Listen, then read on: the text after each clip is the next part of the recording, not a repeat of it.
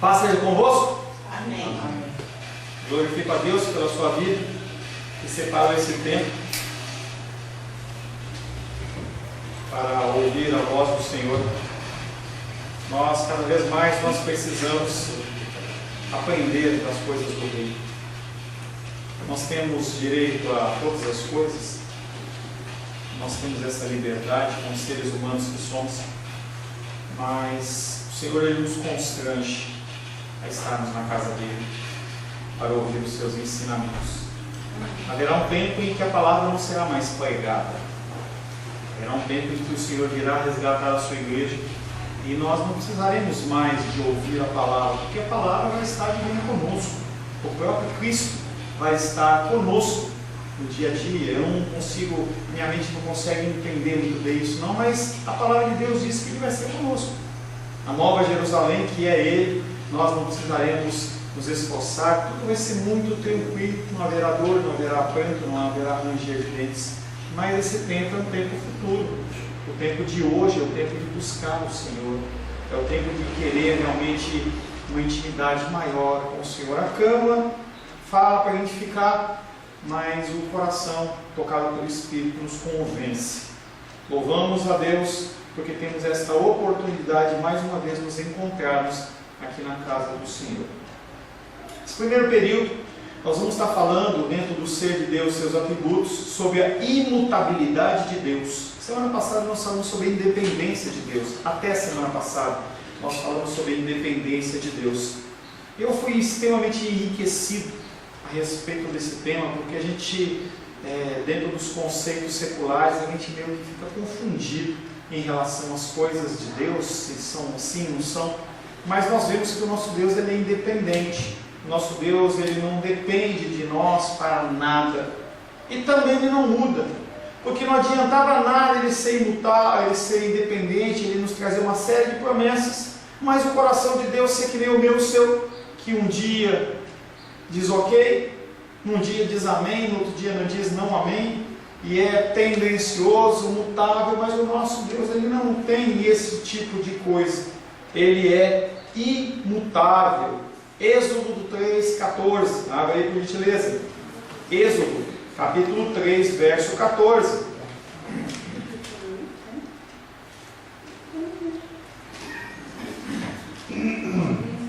Pode ler? Pode. Disse Deus a Moisés: Eu sou o que sou. Disse mais: Assim dirás aos filhos de Israel: Eu sou, me enviou a vós outros. Esse versículo de Êxodo 3,14 apresenta a primeira apresentação de Deus desta forma, junto com o ser humano, fora do jardim do Éden.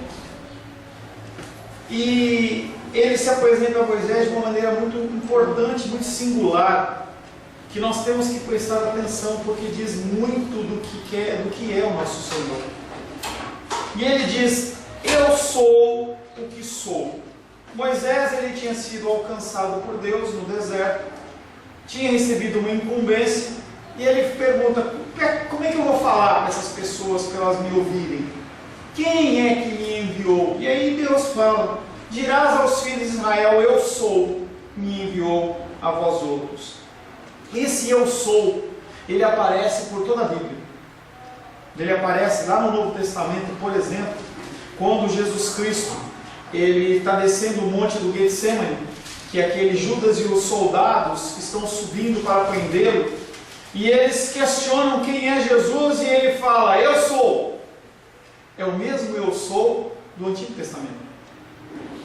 São partes muito interessantes de você observar, porque quando Jesus Cristo se apresenta como eu sou, quando ele fala eu sou, a construção verbal é a mesma do Antigo Testamento. Ele está falando eu sou Deus.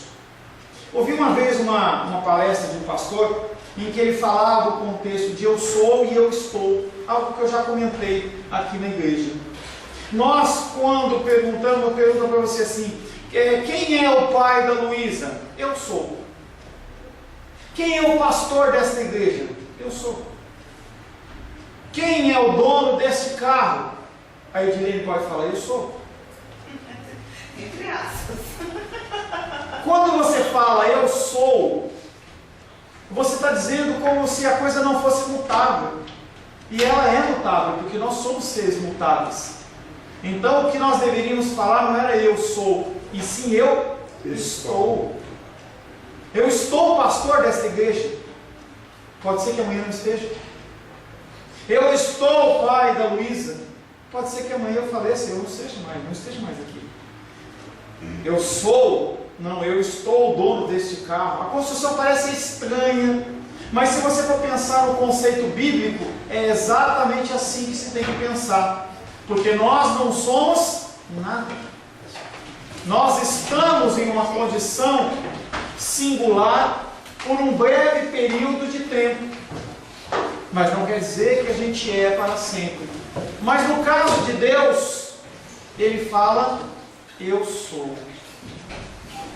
Disse Deus a Moisés, eu sou o que sou. Disse mais, assim dirá aos filhos de Israel, eu sou, me enviou a vós outros. Eu sou o Deus de Abraão, eu sou o Deus de Isaac, eu sou o Deus de Jacó. Porque Deus, ele não é medido temporalmente como nós. Daqui a uns 20 dias eu vou fazer aniversário, e aí eu vou fazer 51 anos. Deus não tem essa medição. Ele sempre foi a mesma situação, a mesma coisa, ele não muda. Somente aquele que é independente, e é a característica da semana passada que nós trabalhamos, da independência, somente aquele que é independente também pode ser imutável. Um ser sujeito a mudanças é um ser dependente. Uma coisa anda junto da outra. Não tem como você separar os atributos de Deus. É algo que a gente falava, acho que umas 2 semanas atrás. Deus, ele pode ser amável e pode ser irado. Ele pode ser sábio e pode ser juiz, pode ser amoroso. As características de Deus, elas não se separam, elas são fundidas.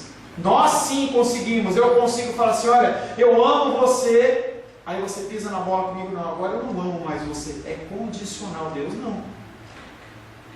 Nada fora dele mesmo faz com que ele, seus decretos, suas promessas e seus atributos sejam alterados. Nada muda. Se você não tiver uma boa noite de sono, pode ser que você acorde de mau humor, porque você até trate mal as pessoas. Deus não tem isso. Nada externo que venha acontecer, nem o plano econômico, nem a explosão de uma estrela, nem a morte de um animal, a morte de ninguém, nada abala o ser de Deus. Ele é inabalável, ele é imutável. Se pudéssemos definir esse atributo, diríamos que a imutabilidade é aquela perfeição por meio da qual Deus se despoja de toda mudança. Ele, como um ser perfeito, ele abre mão da sua mudança e não muda. Não somente em seu ser, mas também em seus decretos, promessas e atributos. Algo que nós vamos ler mais para frente, mas Jó, no meio de toda aquela aflição que ele estava passando, havia perdido quantos filhos ele tem? 10 filhos. Semana passada eu falei, uns 10, 20 tem. Ele me corrigiu. 10 filhos. Depois dele perder todos os seus bens, perder a sua saúde, estar sentado no chão no meio da cinza, pegando um caco de telha para se coçar, ele olhava para essa situação e falava, nenhum dos planos de Deus pode ser frustrado. Ele consegue reconhecer que mesmo a mais enorme luta, Deus está no controle, que é algo que tem a ver com o tema de segurança que nós vamos ver no segundo período. Como seria bom se nós tivéssemos essa segurança no nosso coração, como é de Jó. A imutabilidade de Deus deve ser estudada à luz da experiência, obrigado, Leandro, à luz da experiência da mutabilidade de seres criados. Você tem que pensar na imutabilidade de Deus comparando com quem? Comigo e com você. É assim que nós exercemos a comparação. Nós vivemos em termos de comparação. Olha, tal pessoa é mais bonita que a outra. Qual é o padrão? Falei alguns domingos atrás, se você pensasse em uma pessoa magrela, assim, que nem eu, há 40, 50, 60 anos atrás, falava assim, está doente. Tanto que tem aquele esquema, aquele fala da mãe, pô, você está magro, né? Está doente? De onde vem isso? Padrões de comparação. Antigamente os homens usavam chapéu, se a pessoa não usasse o chapéu, agora ninguém usa chapéu.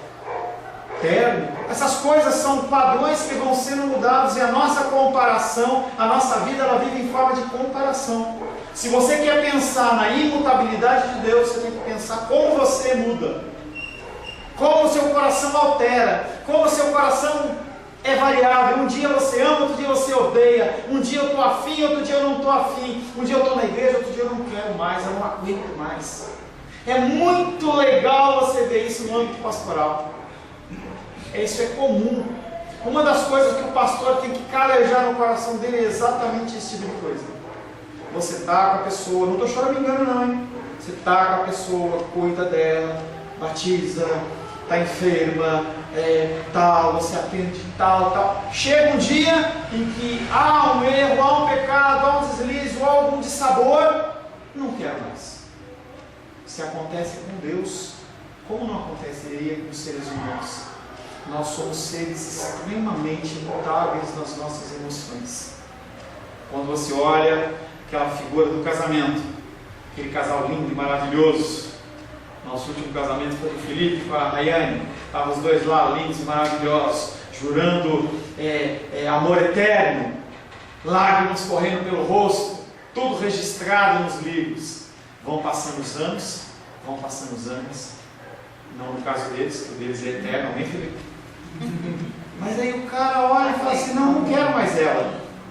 Ela olha e fala, não quero mais. Mas por quê? Incompatibilidade de gênios. O que é isso? Mas desde quando há a possibilidade de o meu gênio bater com o da Rosângela e o seu bater com qualquer pessoa? Nós às vezes nem nos aguentamos. Como é que nós vamos pensar no outro? E o que acontece é que o nosso coração ele oscila. Deus não. Tudo que nós pensamos na nossa mutabilidade, nós temos que pensar como um espelho em relação a Deus. Porque Deus ele não muda. Salmo 102, abre aí, é um exemplo vivo do homem que passa, em contraste do Deus que permanece. Salmos 102. Deixa eu ver o tamanho dele.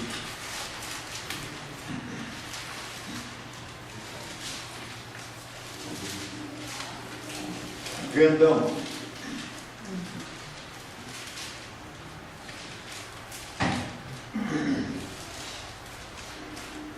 Salmo 102. Ouve, Senhor, a minha súplica, e cheguem a ti os meus clamores. Não me ocultes o rosto no dia da minha angústia, e inclina-me os ouvidos no dia em que eu clamar. Dá-te pressa em acudir-me. Ele está passando uma luta. Porque os meus dias como fumaça se desvanecem, e os meus ossos ardem como em fornalha.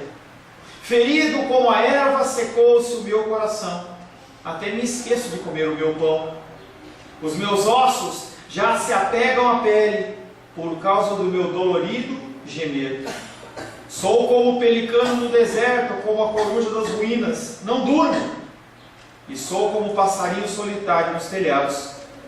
Os meus inimigos me insultam a toda hora, furiosos contra mim, praguejam com o meu próprio nome. Por pão tenho comido cinza, e misturado com lágrimas a minha bebida, por causa da tua indignação e da tua ira, porque me elevaste e depois me abateste. O salmista ele está falando que Deus levantou ele e abateu ele, e por isso ele está passando por isso. Ele reconhece que Deus ele é o soberano sobre todas as coisas. Verso 11: como a sombra que declina, assim os meus dias, e eu me vou secando como a relva. Tu, porém, Senhor, permanece para sempre, não há mudança. e a memória do teu nome de geração em geração. Levantar-te-ás e terás piedade de Sião. É tempo de te compadeceres nela, e já é vinda a tua hora, porque os teus servos amam até as pedras de Sião, e se condoem do seu pó.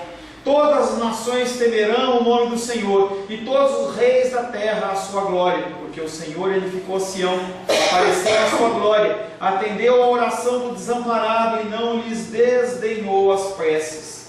Ficará isso registrado para a geração futura, e o povo que há de ser criado louvará o Senhor. Que povo que há de ser criado? Nós. Verso 19: que o Senhor do alto do seu santuário, desde os céus, baixou vistas à terra, para ouvir o gemido dos cativos, e libertar os condenados à morte, a fim de que seja anunciado em Sião o nome do Senhor, e o seu louvor em Jerusalém, quando se reunirem os povos e os reinos para servirem ao Senhor. Ele me abateu a força no caminho, e me abreviou os dias. Dizia eu: Deus meu, não me leves na metade da minha vida, tu cujos anos se estendem por todas as gerações. Em tempos remotos lançaste os fundamentos da terra, e os céus são obras das suas mãos.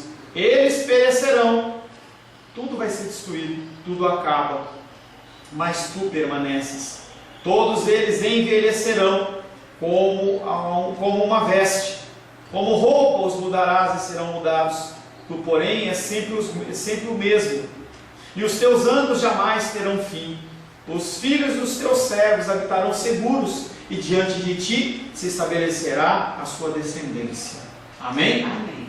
Se você pensar nesse salmo, num blocão, você vai ver, no primeiro período, esse homem reclamando e murmurando da situação que ele está vivendo. Ele está reconhecendo que, se Deus não agir, está perdido. Depois ele vem falando sobre a imutabilidade de Deus e a infinitude de Deus. E aí ele fala das promessas dele, fala assim: o Senhor vai ouvir as orações, o Senhor vai resgatar. Ele muda o discurso dele, não é mais um discurso de choramingação, mas é um discurso que ele sabe em quem tem, ele tem segurança, ele sabe o que está acontecendo, mesmo que doa. E aí ele volta falando no final, fala assim: tudo passa, tudo acaba, tudo vai perecer, tudo vai ser destruído, mas o Senhor não. O teu nome permanece para sempre. O homem, para fazer isso, tem que estar revestido do Espírito de Deus, senão ele nunca chega a essas conclusões. Mas quem que inspirou este homem a falar este Salmo 102? O Espírito Santo de Deus. Mas nós estamos vendo insegurança dos reis, que isso é possível. Você não encontra isso em qualquer lugar. Eu realmente estou procurando ainda, mas existe homens e mulheres de Deus que têm esta confiança. E nós temos falado também que você não ter esta confiança simplesmente vai gerar tristeza no seu coração, dificuldade, mas não quer dizer que você não é salvo. Aleluia por isso. O Salmo 102 é um exemplo vivo do homem que passa, em contraste com Deus que permanece. Salmo 102, 12. Novamente, lê para mim, Gabriel, por gentileza. Nós vamos olhar alguns versículos desse salmo. Tu, porém, Senhor, permaneces para sempre, e a memória do teu nome de geração em geração. Passa 70, passa 100, passa século, passa milênio, e o nome do Senhor continua o mesmo. O mesmo Deus de 4.000 anos atrás, 5.000 anos atrás, lá do Egito, ele continua sendo reconhecido como Deus nosso nos dias de hoje. O nome dele continua passando.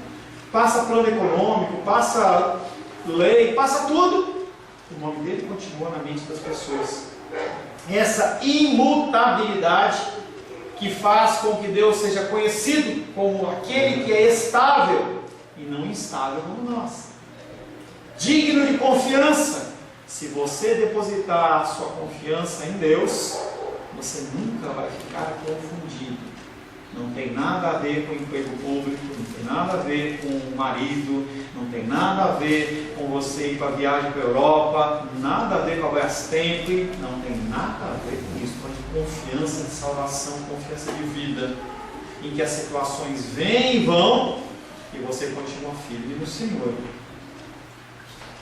Digno de confiança, sendo por isso absolutamente diferente das suas criaturas. Não procure esse tipo de característica em homens. Não procure característica nem nos bichos. A Edilene, ela tem uma fantasia na mente dela, permita-me falar, que é assim, que o bichinho, ele ama você incondicionalmente. Experimenta, falei para ela, experimenta deixar esse bichinho sem alimentar ele uma semana, 10 dias. E outra pessoa vai lá e alimenta aquele bichinho, depois de 10 dias, vamos ver com quem que ele vai. Aí eu quero ver a incondicionalidade desse amor. Não existe, nem no meio dos animais, nem no meio dos seres humanos, esta fidelidade que existe em Deus. Não confie no homem. As pessoas, elas acham que as pessoas não vão falhar, não vão errar, e elas se frustram. Maridos e esposas erram, filhos erram, pastores erram, líderes erram, políticos, todos erram. Todos nós somos passíveis de erro, exceto Deus. É nesse contexto que podemos perceber a fraqueza, a dependência e a mutabilidade dos homens em contraste com a força imutável e constante de Deus. Deus é a rocha que permanece para sempre e nunca se altera. Quando ele fala sobre a construção de uma casa, ele fala: construa a sua casa sobre uma rocha. Como é que você vai pegar e colocar uma barraca lá em cima da rocha, bate o vento e leva a barraca, não é isso?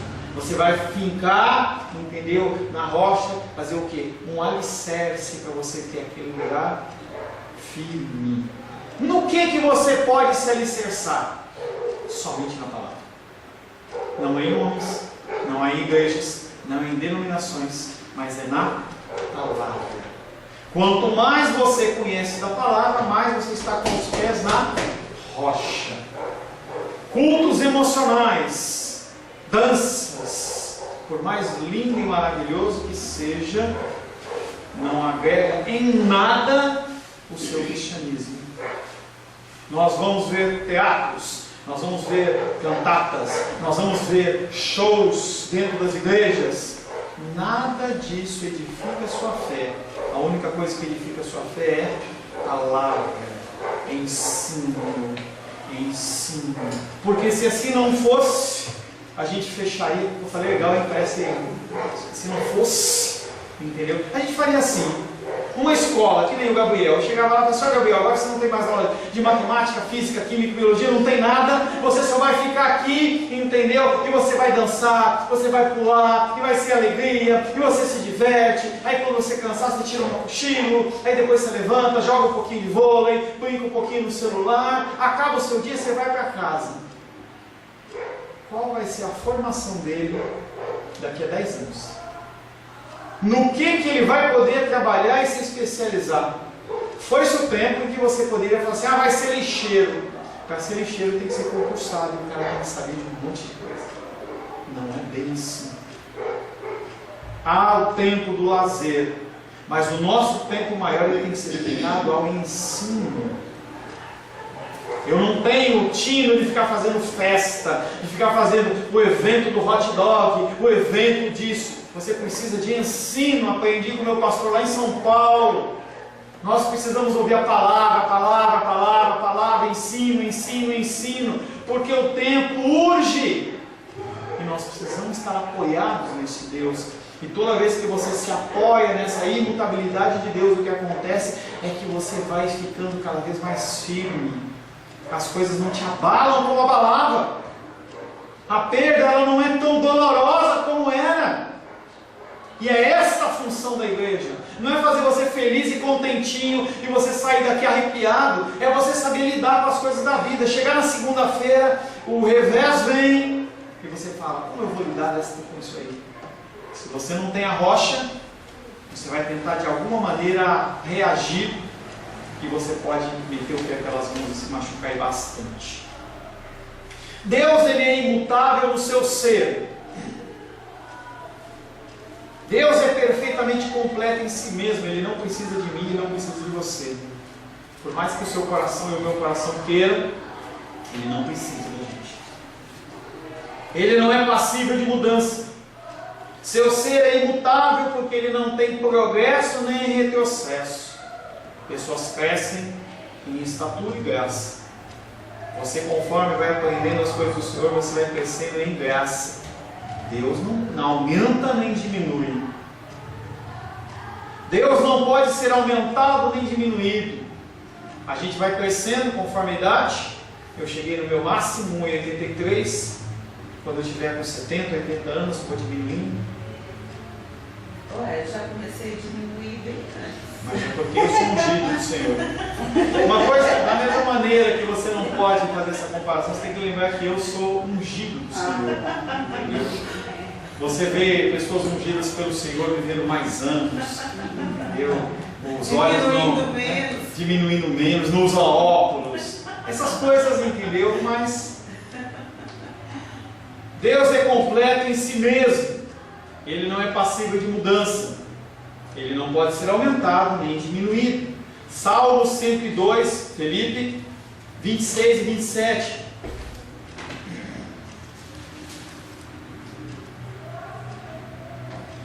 Salmo 102, verso 26 e 27.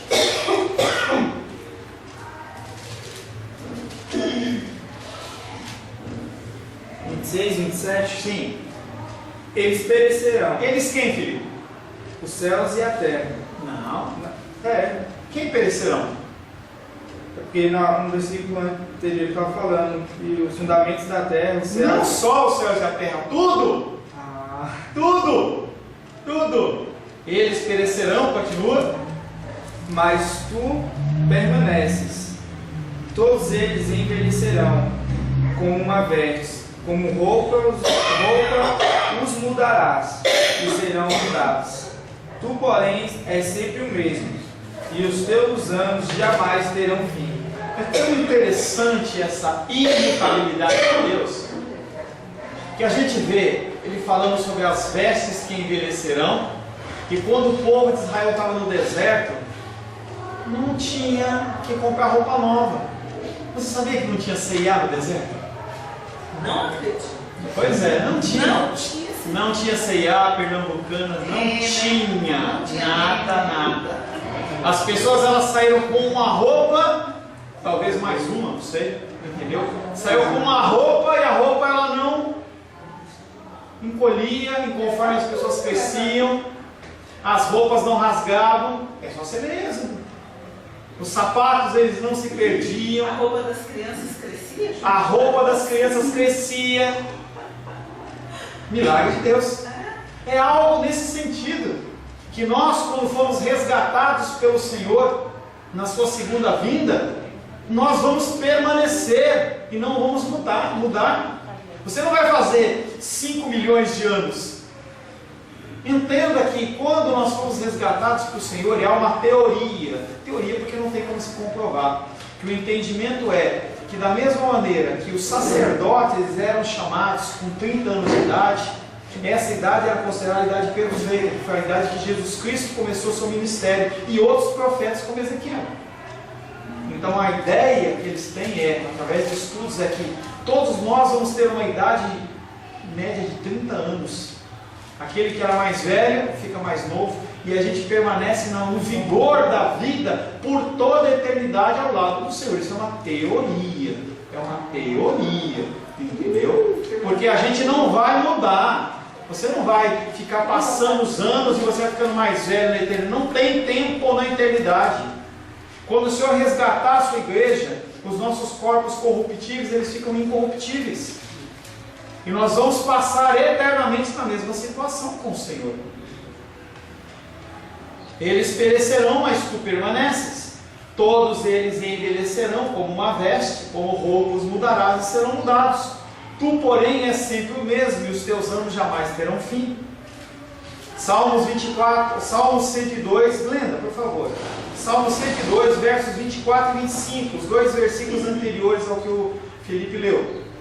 Dizia eu, Deus meu, não me leves da metade de minha vida, tu cujos anos se estendem por todas as gerações. Em tempos remotos lançaste os fundamentos da terra, e os céus são obras para as tuas mãos. E aí o Senhor, ele fala da criação. Ele não está mais velho de quando ele criou todas as coisas. Na criação tudo mudou.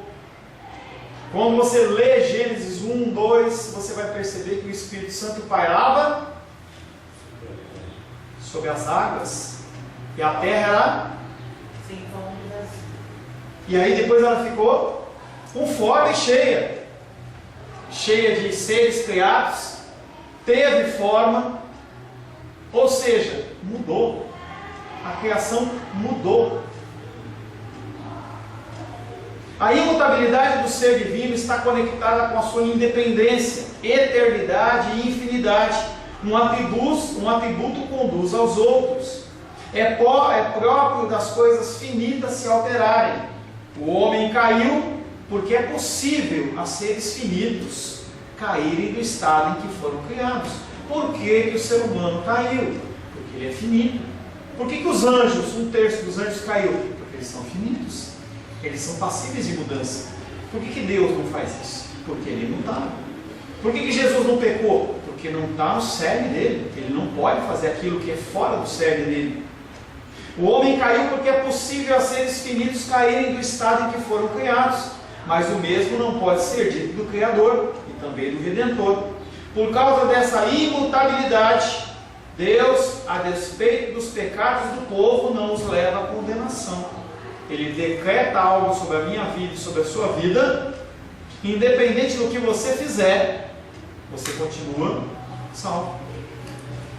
Ah, pastor, então quer dizer que eu, uma vez salvo, sou sempre salvo. Isso é uma grande discussão. Então eu sou salvo, sempre salvo. Então eu vou fazer o que eu quero. Uma hora Deus me resgata.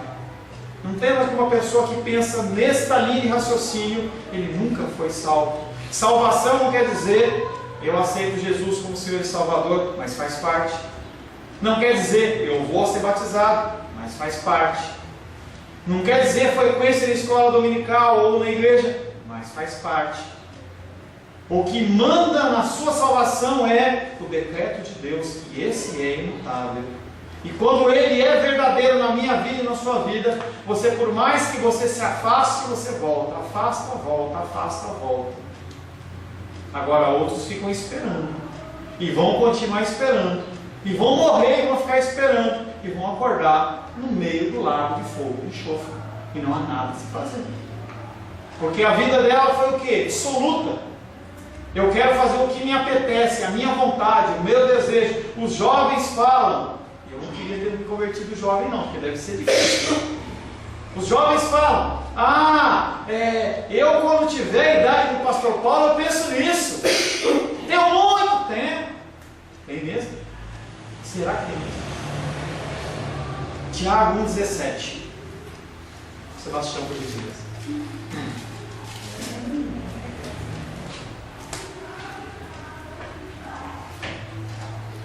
Tiago, Capítulo 1, verso 17.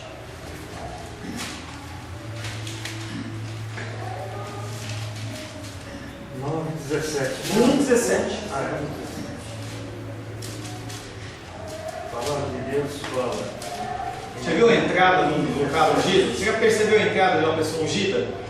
Sentiu, não? Não sentiu? Sentiu ou não sentiu? Senti. Entendeu? Assim diz a palavra de Deus. Viu? Profeta de Deus. Toda boa dádiva e todo dom perfeito são lá do alto, descendo do Pai das luzes, em quem não pode existir variação ou sombra de mudança. Dois conceitos simples, sem aprofundar muito esse versículo. Ele está reconhecendo que o ser humano é dependente de Deus.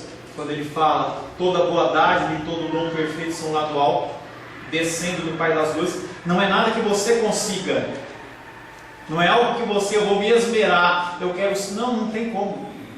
Pastor, eu quero ter um firme propósito de ler 10 vezes a Bíblia no ano.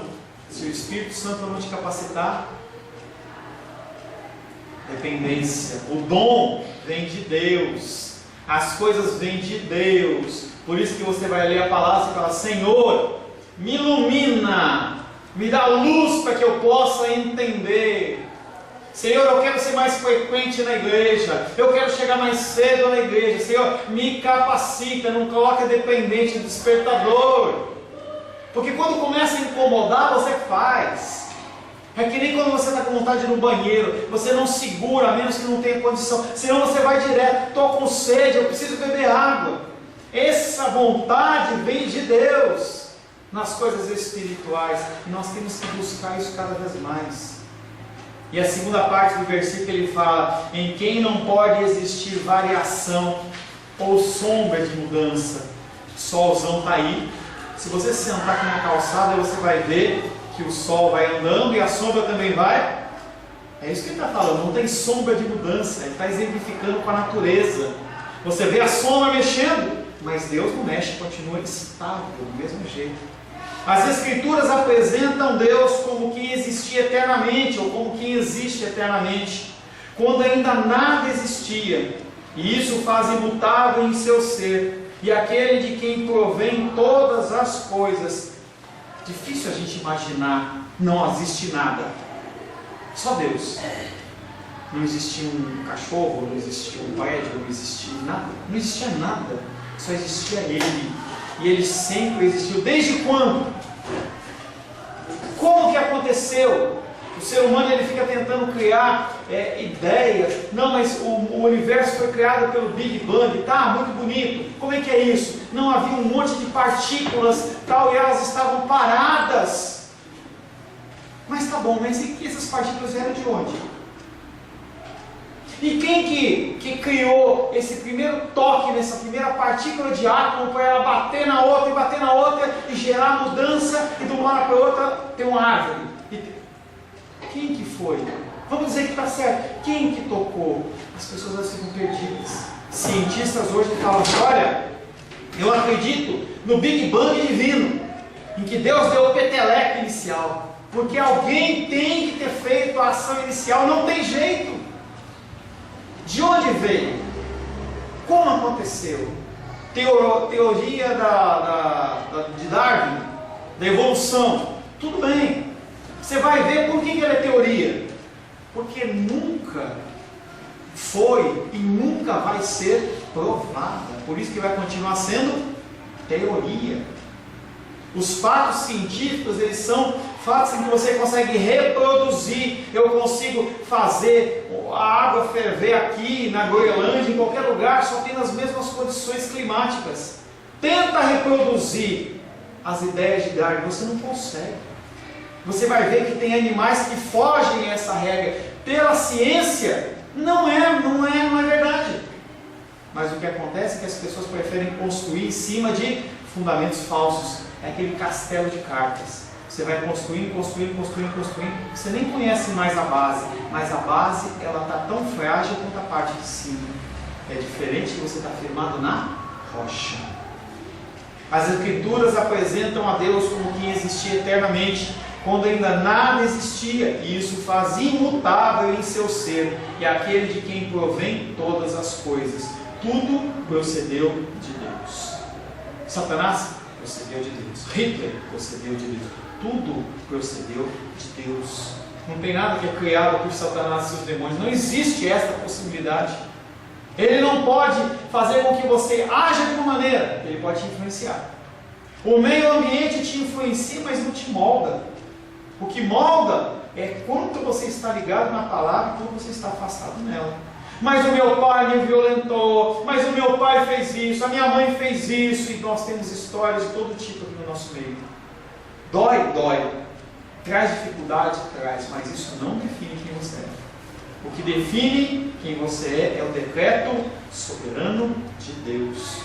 Se a gente consegue falar isso para uma pessoa que está com problema de drogas, que está com problema de depressão, a pessoa, se ela entende isso, opa, vou sair disso. Com a força, com a ação de Deus, é assim que age. Pastor, Fala. eu disse, né? Satanás é criação de Deus. Sim. Lúcifer, no caso, né?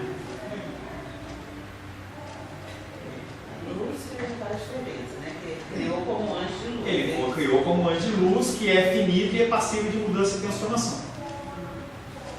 É isso que estava confuso. Porque por que um Deus bom, misericordioso, criaria Ele ser criou. mal e maligno? Mas ele sabia que ele ia existir? Sabia. E por que ele não destruiu antes? Não sei. Vai rodar. Não tem resposta para isso, gente. Não tem resposta. Tem coisas que não tem resposta.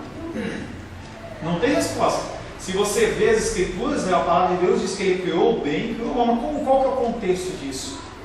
E aí, se você pensar dentro de uma figura humana, tentar analisar Deus dentro de uma figura humana, aí você chega naquele padrão lá dos japoneses, dos chineses, que é o yin e yang, aquela bolinha que tem a parte preta com a bolinha branca, a partezinha branca com a bolinha preta. Ou seja, todo mal tem bem e todo bem tem mal, e um precisa do outro. É como se Satanás e o mal, ele completasse Deus. Isso é uma abominação, fala. Agora, como que é? Não sei. Não tem essa explicação. E como Deus também escolhe uns e não dá o outro. Isso é lindo, mas eu já vi na Bíblia. Não, mas é isso, querida. Oxi, mas é isso. Deus, ele endurece o coração de Faraó para Faraó morrer afogado no mar. Quem endureceu o coração de Faraó foi Deus. Quem levou Nabucodonosor para ir invadir Jerusalém foi Deus. Tem uma passagem de Ezequiel que eles estão numa bifurcação. Ou eu vou para Ceilândia ou eu vou para Samambaia. E o propósito de Deus é que ele destruísse Ceilândia. Aí aqueles exércitos param lá na frente. Como é que eles vão? Ah, agora eu vou, não sei. Vamos ver sorte. Eles pegam um bicho, rasgam o bicho e tiram as tripas dele, que era uma leitura de feiticeiro. Coloca as tripas lá na panela lá, lê. Quem que direcionou? Deus. Deus usou aquilo e o povo de Israel ficou escandalizado. Deus faz o que ele quer. Como é que eu vou decidir? Não tem como entender isso. Os pensamentos de Deus são maiores do que os nossos pensamentos. O que tem que trazer conforto a nós nós temos muito mais coisa para nos preocupar do que isso. Quando nós estivermos no nível de Jesus Cristo, aí a gente se preocupa com essas coisas. Talvez Deus te dê a luz dessa situação. Por enquanto, você tenta não falar mal do teu irmão, se preocupa com isso. Tenta exercer o amor pelo outro, tenta exercer o cuidado, tenta se preocupar com as coisas simples. Por que você vai se preocupar com coisas que são impensáveis, insondáveis, se as coisas que estão no dia a dia seu, você não lida? Por que eu vou me preocupar com a limpeza lá na Avenida Paulista, se eu não limpo nem meu quarto? Por que eu vou me preocupar em alimentar um cara lá na África, se um mendigo passa na minha porta e eu não dou comida para ele aqui? A gente tem que se preocupar com as coisas que estão no nosso dia a dia. Então, as coisas que são do Senhor, aquelas que são mistério, são mistério. A gente não tem que se preocupar com isso. A gente tem que se preocupar com as coisas que estão no nosso dia a dia. Como agir em detrimento do outro. Tem um sentimento no teu coração, leva uma palavra. O dos Reis ligou para mim, me deu uma palavra, uma coisa que passou. É uma ação divina. Ela não tem que se preocupar com, não, aquilo foi tocado nela, ela veio e falou. É o simples que a gente tem que se preocupar. É lógico que essas perguntas, elas bagunçam, andam na nossa cabeça, mas não se apega nisso, tem muito mais coisa para se preocupar. Salmo 102, 25, 26 e 27. Em tempos remotos lançaste os fundamentos da terra, e os céus são obras das tuas mãos. Eles perecerão, mas tu permaneces. Todos eles envelhecerão como uma veste, como roupa os mudarás e serão mudados. Tudo muda. Viva o momento.